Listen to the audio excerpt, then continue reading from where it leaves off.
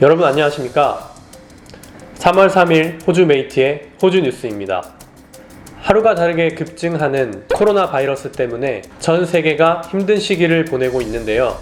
호주의 코로나19에 대한 현 상황과 정부 방책에 대한 뉴스를 가져왔습니다. 오늘의 첫 번째 소식입니다.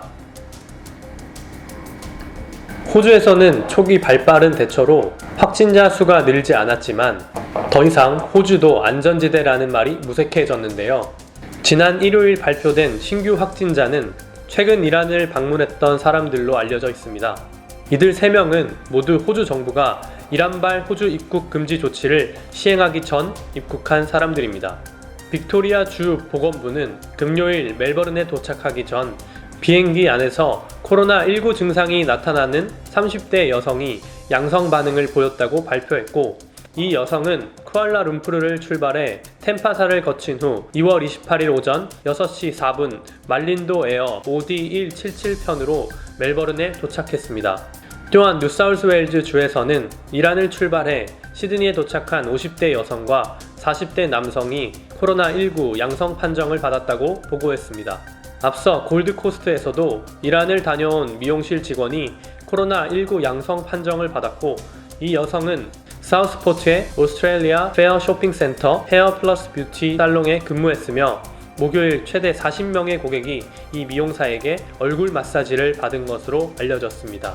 또한 오늘로써 총 4명의 확진자가 더 추가되면서 사람 간 첫 전염 사례가 발생했습니다. 헌트 장관에 따르면 호주에는 현재 전국적으로 총 33건의 확진 사례가 발생했으며 1만여 명에 대한 양성 여부 검사가 실시하고 있다고 발표했습니다. 두 번째 소식입니다. 호주 정부가 코로나19 확진자 수가 훨씬 많은 한국이 아닌 이란에서 들어오는 방문객들의 호주 입국을 금지시켰습니다.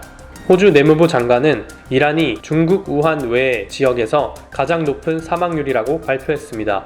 호주 공영방송 ABC의 인사이드 프로그램에 출연해 의료 책임자가 지적했듯이 모든 국가에 대한 금지 조치를 실행하는 것은 불가능하며 다음엔 어떤 단계로 나아갈지 지켜볼 것이라고 말했습니다.